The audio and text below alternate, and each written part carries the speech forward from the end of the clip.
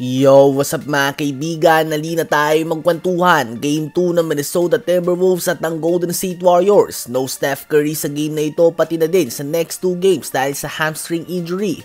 After going 0-15 sa 3 points sa first half noong game 1, sinimulan nga ng Timberwolves ang game na ito sa dalawang magkasunod na 3 points. 13-0 run to start para sa Wolves at napapapikit na lang nga si Curry dito mga kaibigan. At ng unang puntos ng Warriors ay nakuha nila makalipas ng 5 minuto.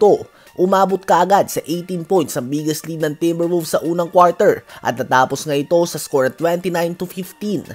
Sa second quarter naman ay natawagan si Draymond Green ng technical foul. Ibig sabihin ay 2 pang technical foul o kaya naman 2 pang flagrant foul ay mabibigyan na siya ng 1 game suspension, kaya naman kailangan na niyang mag-ingat. Habang si Anthony Edwards naman ay hindi nga makalakad ng matino matapos na magtamo ng ankle injury, nabagsakan nga siya ni Trayce Jackson-Davis. Hindi makahabol ang Warriors at nagpatuloy lang ang dominant performance ng Timberwolves at nabaon nga nila ang 56-39 lead sa halftime. Nanguna si Julius Randle with 16 points, 4 rebounds and 4 assists. Sa third quarter naman ay solid run ang pinakita ng Warriors at sa panguna ni Jonathan Kuminga at ni Jimmy Butler ay naibaba nila sa 7 points na lamang ng Timberwolves. Ganun pa man matapos ang timeout ay naputol ang momentum nila at napadami ang kanilang turnovers hanggang sa muling lumobo sa 20 puntos ang laman ng Timberwolves at nagpatuloy na nga ito hanggang sa fourth quarter at tuluyan ng naitabla ng Minnesota ang series na ito mga kaibigan.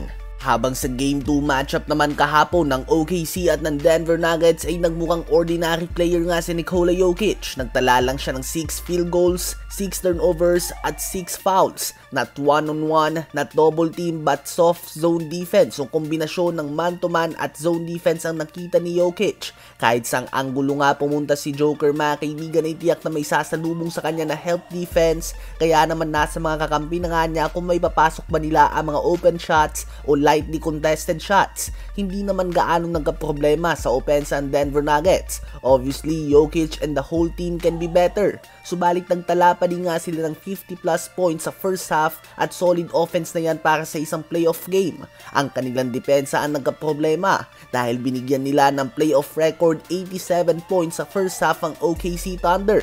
Nagliyab nga ito sa 3 points. Ang iba ay may halong swerte at mainit talaga sila. Subalit mostly ay dahil ito sa bad defense ng Denver Nuggets. Napakadaming open 3-pointers nga para sa mga tulad nila Cason Wallace, Aaron Wiggins, Lu Dort at Alex Caruso. At kailangan din natin bigyan ng credit si Shai Gilgeous-Alexander na nagpakita ng MVP performance at na-outplay na nga si Nikola Jokic. Gumawa siya ng 34 points and 8 assists on 11 of 13 shooting sa field sa loob lamang ng 30 minutes of playing time. At siya din ang may hawak ng team high plus 51 na plus minus. Possible playoff record din nga yan mga kaibigan. Well, ito nga ang kagandahan sa playoffs. Talagang battle of adjustments ito mga kaibigan. Sino ba sa palagay nung magwawagi sa game 3?